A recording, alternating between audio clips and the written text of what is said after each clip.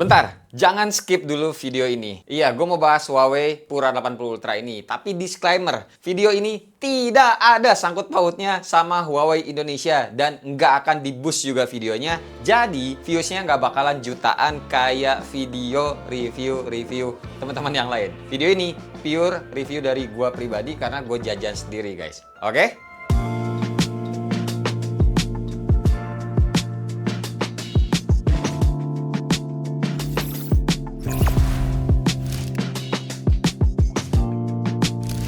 Hai semua, gua Wasa. Oke, kalau ngomongin handphone flagshipnya Huawei, sebenarnya sekarang itu udah ada Huawei Pura 90s Pro Max yang kayak gue pegang ini. Cuma sayangnya belum masuk resmi ke Indonesia sampai saat gua syuting sekarang. Nah, harganya juga tidak murah. Di Cina aja sana, mulai varian terendahnya itu sekitar 14 jutaan sampai 20 jutaan gede buat varian tertingginya. Dan ingat, itu masih harga di sana, di China. Belum ditambah pajak, ongkos impor, sama biaya-biaya lainnya nanti kalau masuk ke Indonesia. Sedangkan kalau ngecek ke marketplace lokal aja tuh gue udah ada ngeliat kisaran 23 jutaan sampai 27 jutaan tergantung varian memori. Kalian mau beli yang terendah atau yang mau yang tertinggi. Nah, makanya menurut gue kalau teman-teman masih belum rela keluarin duit segitu cuma untuk nyobain ekosistemnya Huawei, bisa nih ngelirik yang Huawei Pura 80 Ultra ini.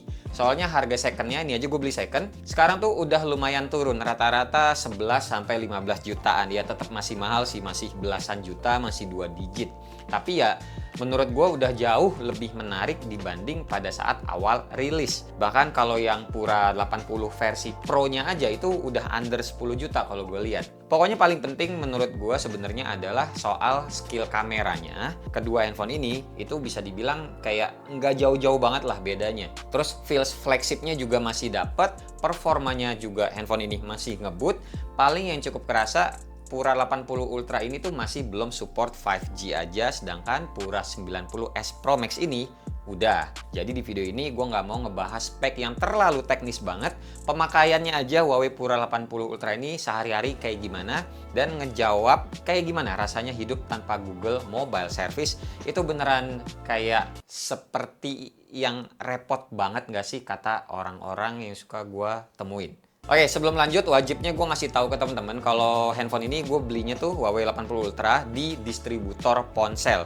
Dia masih jadi satu dengan Studio Ponsel. Tapi bedanya kalau Studio Ponsel itu dia ngejualnya device-device iOS, sedangkan distributor ponsel itu kebanyakan device-device Android. Jadi kalau emang teman-teman lagi nyari Android yang kenceng-kenceng, boleh langsung cek toko mereka aja di marketplace atau di Instagram juga ada. Nanti gue taruh deskripsi semuanya. Oke, mulai ngebahas dari desainnya dulu. Kalau pertama kali pegang handphone ini, yang langsung kerasa menurut gue itu feels dipegang itu premiumnya, nyamannya itu dapet banget. Bagian depan, belakang, sampai bagian frame-framenya ini sama-sama melengkung semua. Jadi secara looks kasat mata aja nih handphone mau ditaruh tengkurap ataupun telentang, masih kelihatan mahal. Tapi kalau disuruh milih, gue pribadi tetap sih lebih suka yang desainnya flat. Karena menurut gue kelihatannya lebih clean aja. Terus nyari tempered glassnya kan juga jauh lebih gampang ya kalau layarnya tuh flat gitu. Nggak harus bergantung sama hydrogel terus. Tambahan juga, karena layarnya ini sedikit ngelengkung di semua sisi, gestur navigasi kalau teman-teman biasa pakai yang swipe-swipe kayak gitu, atau pindah aplikasi, rasanya lebih mulus sih kalau di layar yang melengkung kayak gini. Pokoknya yang paling mencolok jelas soal modul kameranya. Gede banget ya. Ukurannya tuh kayak langsung jadi pusat perhatian.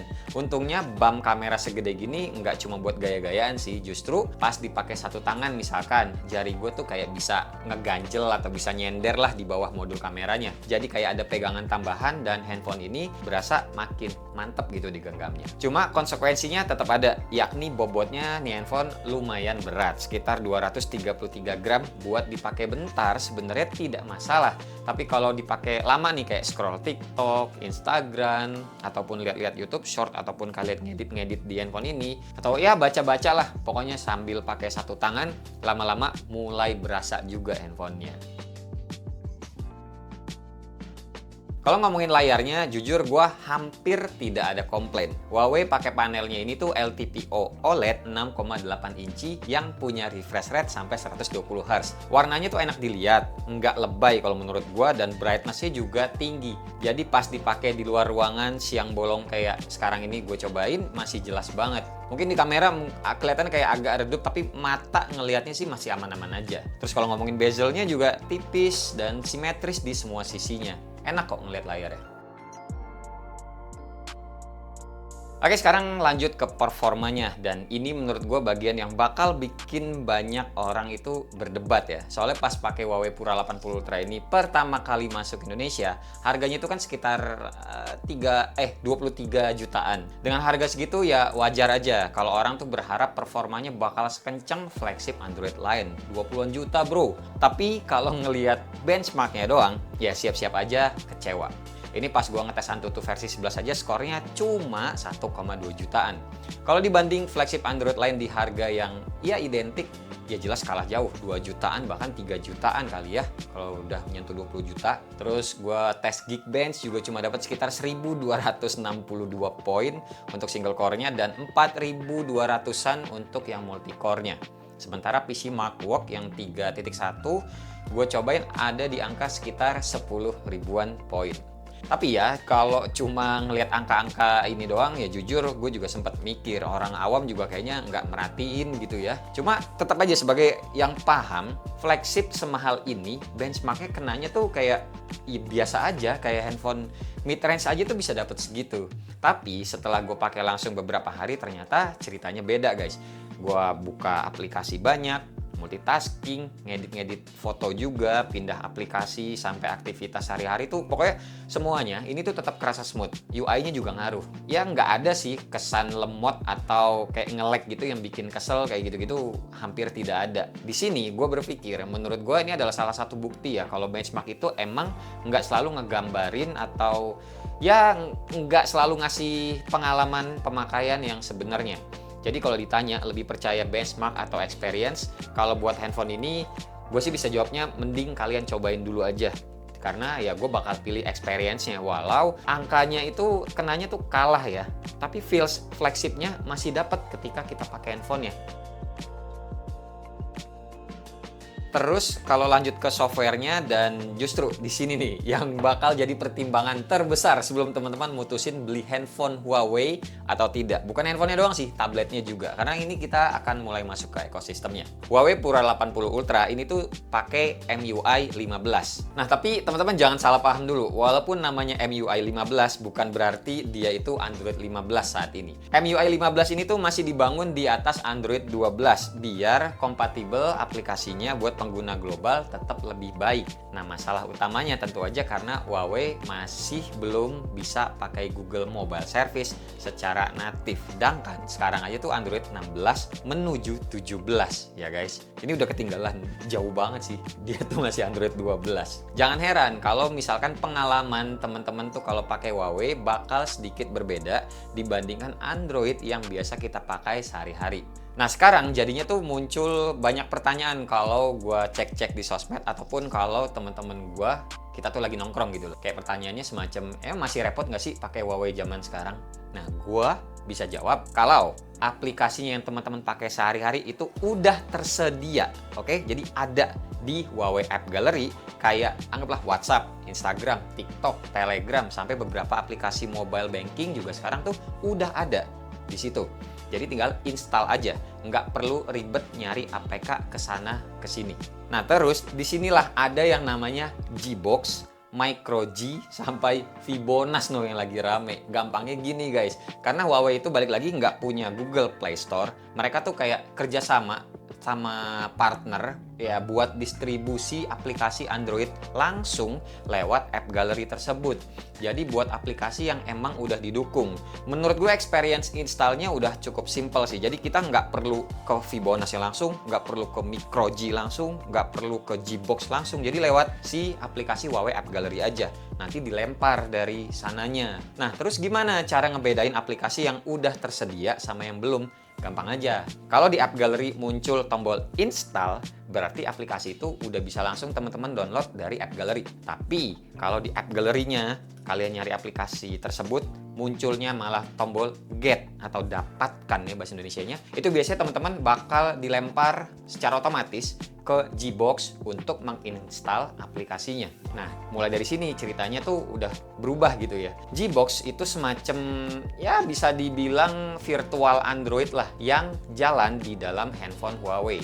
Jadi kita masih tetap bisa buka Play Store dan install aplikasi yang belum tersedia di Huawei App Gallery. Tapi supaya akun Google-nya bisa jalan di sana, biasanya tuh masih butuh bantuan yang namanya MicroG sebagai Google Mobile Service. Kalau masih nggak dapet, ya udahlah, intinya lewat App Gallery bisa semua daripada ribet-ribet ya guys ya. Kali yang nonton nih orang awam, udah bisa dipakai sebenarnya. Nah tapi hal ini mulai jadi rame karena orang-orang mulai banyak berpikir 2-3 kali untuk ngebeli handphone ataupun tablet Huawei yang ada di Indonesia ini. Bukan berarti cara begini tuh nggak aman ya. Gue juga bukan ahli banget soal IT, tapi kalau ditanya pendapat gue pribadi, jujur, gue pun sebenarnya dari dulu pas gue tahu Huawei udah nggak kerja sama lagi sama Google, gue tuh mulai tidak berani login pakai akun Gmail utama lewat handphone Huawei. Intinya kalau ada handphone Huawei, gue nggak pakai akun utama gue. Termasuk akun WhatsApp gue juga bukan pakai nomor utama di device Huawei yang gue punya selama ini. Soalnya sekarang satu akun Gmail itu kan biasanya udah macem-macem ya. Ada email kerja, terus password juga kadang lempar ke sana, OTP, mobile banking, Facebook yang kayak misalkan kita mau login cepet, kayak gitu-gitulah. Jadi gue pribadi lebih pilih main aman. Belum lagi kalau aplikasinya itu pas nginstal lewat Gbox, biasanya ada proses update yang enggak sepraktis Android biasa. Kadang kita harus masuk ke aplikasi Gbox-nya tersendiri buat ngecek update secara manual. Karena yang bisa diupdate di Gbox itu tidak ada secara langsung di App Gallery. Jadi beda-beda. Jadi ya balik lagi, emang bukan sesuatu yang susah sebenarnya, tapi lama-lama ya gue sih takutnya temen-temen bakal kerasa nih ribetnya kalau pakai akun yang utama. Kalau bukan akun utama, ya udah slow aja kayak gue saat ini. Ya tapi bukan berarti handphone Huawei itu jelek. Justru menurut gue kita malah harus tahu handphone ini cocoknya buat siapa. Kalau teman-teman pengen belinya Huawei untuk dijadiin handphone utama yang isinya akun Gmail utama, mobile banking, kerjaan kantor, WA primary gitu, menurut gue pikirin matang-matang dulu.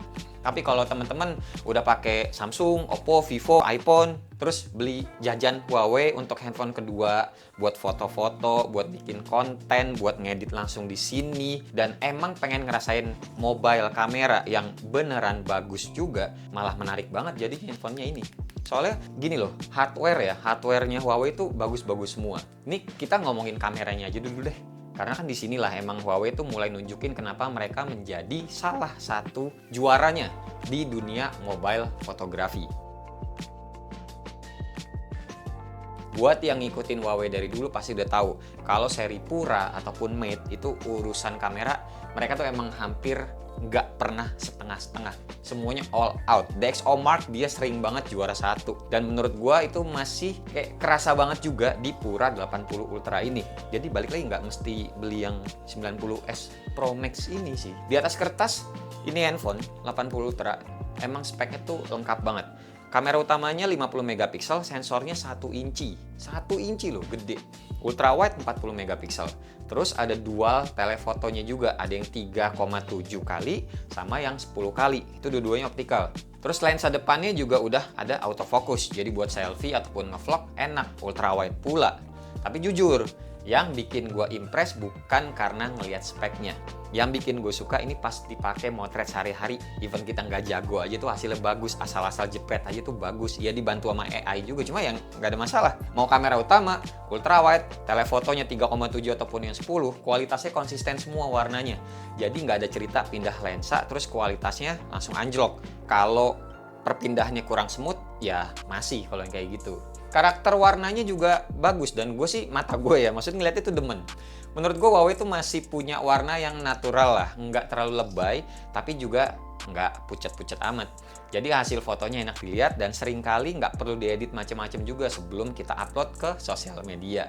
Bahkan buat motret objek yang lumayan jauh hasilnya masih tajam, huruf juga masih kebaca, dan layak banget kita posting-posting. Foto buat makronya juga sama, tinggal arahin aja kamera terus kita zoom. Karena kenanya tele makro, bukan lensa ultrawide yang dideketin, tapi ya kita malah ngejauh-jauhin aja. Tapi pakai lensa zoom. Ini tinggal jepret aja, enak. Jadi menurut gue kamera Pura 80 Ultra ini tuh bener-bener versatile lah bahasanya. Kalau mau foto orang, makanan, landscape, konser, sampai makro, semuanya tuh bisa kita andelin lewat satu handphone ini. Kalau mau video juga enak, semua kameranya baik lensa depan ataupun belakang bisa ngerekam mentok sampai 4K 60 fps. Oh bang, belum sampai 8K. 8K nggak kepake, nggak ada juga nggak apa-apa kalau menurut gue pribadi. Samsung ada 8K-nya, iye, nggak pernah dipakai gue. Coba tanya yang lain, orang-orang tajir yang pada beli flagshipnya Samsung. Kan ada tuh 8K-nya, S26 Ultra, apapun yang Z Fold G-Foldan, pernah nggak dipakai 8K-nya? Jawab, coba teman-teman kalau ada yang pakai juga jawab ya. 8K pernah kalian pakai nggak? Buat bikin IG story aja gitu misalkan. Terus pas lagi ngerekam video juga kita sebenarnya bisa pindah-pindah lensa dari ultrawide sampai telefoto, yang digital zoom juga bisa. Kerasa sih patah-patahnya sedikit. Cuma sayangnya emang belum bisa langsung pindah ke lensa depan. Jadi dari kamera belakang ke lensa depan itu masih belum bisa pada saat nge-record. Jadi mesti di stop dulu. Padahal kalau di flagship lain udah mulai bisa, dia doang yang belum. Cuma ya udahlah. Oke, ini nyobain di 4K 60 fps dan dipegang tangan satu biasa aja. Ini lensanya ultrawide 1, 2, 3,7 optical dan 10 optical. Kalau di zoom mentok lagi bisa sampai 20 kali doang guys, dan kayak begini jadinya. Balik ke 1. Oke. Kayak kurang mulus ya. Dan ini karena nggak bisa langsung ke lensa depan, jadi biasanya tuh ngakalin megangnya ya habis kayak gini, begini aja. Oh, tapi enakan di lensa ultrawide kali ya. Nah, biar lebih wide lagi. Jadi kayak begini. Tuh. Pakai lensa belakangnya buat kalau mau bikin video selfie. Gitu, guys. Ya, dipegang tangan satu lah pastinya. Terik banget, panas. Dan ini juga handphonenya cepet banget panasnya ketika ngerekam 4K guys. Gitu. Ya. Ada Bang Gojek datang. Ya udah dia gitu. Lanjut ke lensa depannya yang selfie-nya, oke. Oke, ini lensa depannya murni ya, lensa selfie-nya. Dan ini tuh 1x. Cuma setaunya gue biasanya kalau 1x-nya segini dan ada pilihan untuk ke wide. Bentar, dipencet. Mana? Nggak bisa dipencet ya? Kalau 2 bisa. Ini 1. Ini wide bisa. Salah. Nah, ini wide segini. Kalau setaunya gue, kayaknya ukuran aslinya tuh secara default dia tuh di crop aslinya segini yang lensa wide-nya. Tapi kan tadi pas kalau ngerekam awal-awal pakai lensa depan, dia kan 1x segini nih. Nah, ini tuh udah di crop sebenarnya. Karena aslinya tuh harusnya ya wide segini, guys. Biasanya kayak gitu ya, ngakal-ngakalinnya. Brand gitu, jadi biar kelihatan kayak ada ultra wide-nya lensa depannya, padahal ya cuma permainan cropan secara digital aja. Optiknya segini. Ini pokoknya ultra wide. Ini 1x dan ini 2 kali. Kalau dimentokin, nggak bisa. Udah 2 paling mentok. Gitu. Sama-sama 4K 60 fps. Oke? Udah mulai panas handphonenya soalnya. Di previewnya udah mulai patah-patah, nggak begitu kelihatan 60 fps. Cuma kalau hasilnya sih bakal tetap 60 fps. Gitu. Oke? Lanjut. Cuma ya sayangnya harga segini dan kenanya juga flagship masih belum bisa langsung pindah dari lensa belakang ke lensa depan di saat teman-teman yang lain atau rivalnya, bukan teman ya, rivalnya yang lain itu bisa. Selebihnya sih buat gue pribadi ya nggak bisa komplain yang parah-parah banget lah, kameranya bagus hasilnya. Jadi kalau dibandingin flagship Android sekarang yang udah banyak pakai baterainya minimal 6000 bahkan sampai 7000 mAh, kapasitas baterai Pura 80 Ultra ini emang masih tergolong kecil kenanya. Cuma sekitar 5170 mAh. Tapi buat yang gue udah cobain selama semingguan lah kurang lebih, ya ini kenanya aman dari pagi sampai malam gue baru ngecas. Cuma kalau temen-temen kesehariannya itu banyak motret, rekam video, ngedit-ngedit konten atau buka kamera terus lah pokoknya. Biasanya tuh sore aja itu udah mulai ngecas. Amannya tenang aja soalnya Huawei Pura 80 Huawei Pura 80 Ultra ini masih punya supercharge 100 watt yang menurut gue tuh ngebut banget dan dikasih dari paket penjualan bawaan. Dari sekitar 15% sampai penuh cuma butuh waktu sekitar 46 menit aja. Jadi walaupun kapasitas baterainya nggak gede, ya jadinya ngecasnya juga cepet. Gua biasa juga ngetes pakai PC Mark supaya teman-teman juga punya gambaran nih. Lihat deh, hasilnya tuh sekitar 10 jam 27 menit. Dari baterainya penuh sampai sisa 20%. Kayaknya kalau diterusin tapi kalian cuma chatting-chattingan doang 11 jam masih nyampe sih. Jadi, kalau menurut gue pribadi nih, Huawei Pura 80 Ultra ini tuh masih bisa sih jadi salah satu handphone dengan kamera terbaik yang bisa teman-teman jajanin. Hampir semua lensa kenanya tuh enak dipakai dan ini juga jadi salah satu keunggulan Huawei dibandingkan brand lain. Tapi di sisi lain, pengalaman software emang masih belum senyaman Android pada umumnya. Nyaman ya, bukan soal bisa atau nggak bisa dipakainya, tetap bisa. Bukan karena jelek, bukan karena nggak bisa dipakai, balik lagi, tapi ya emang masih ada beberapa hal yang harus dikompromi, ya harus kalian terimalah pokoknya kalau memutuskan mau masuk ke ekosistemnya Huawei. Hardware-nya pokoknya bagus semua. Dia tuh penangkapan sinyal juga bagus deh, Huawei itu dari dulu konsisten. Dan kalau ada yang nanya ke gua misalkan, "Bang, Huawei Pura 80 Ultra ini masih layak dibeli atau enggak?" Jawaban gua bisa ya layak sih.